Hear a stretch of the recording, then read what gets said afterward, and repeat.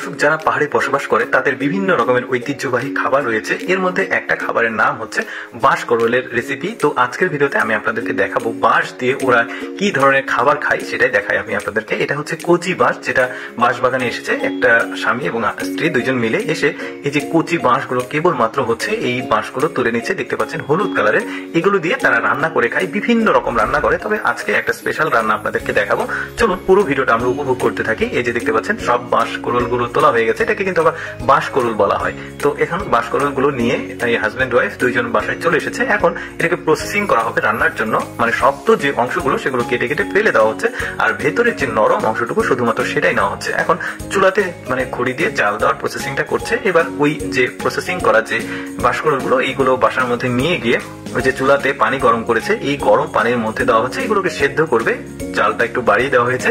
যখন সেদ্ধ হয়ে গেছে মেয়েটা এখান থেকে সবগুলো তুলে আবার ঠান্ডা পানিতে রাখছে। এখন কি করা হবে চলুন আমরা দেখি। ঠান্ডা পানিতে ভালোভাবে ধুয়ে এটাকে কেটে নিচ্ছে, ঠিক একটু বড় বড় সাইজ করে কেটে আবার ঠান্ডা পানিতে রাখলো। এই যে দেখতে পাচ্ছেন ধোঁয়া উঠছে সেদ্ধ করা যে বাঁশকরল সেগুলো। এখন এগুলোকে নিয়ে গিয়ে এই যে শুকাতে দিচ্ছে রোদে।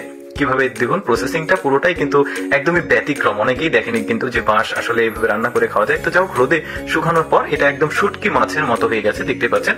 এখন গরম পানি দেওয়া হচ্ছে এই শুটকি যে বাঁশকরল তার মধ্যে দিয়ে, দেখুন ফুলে উঠছে এটা।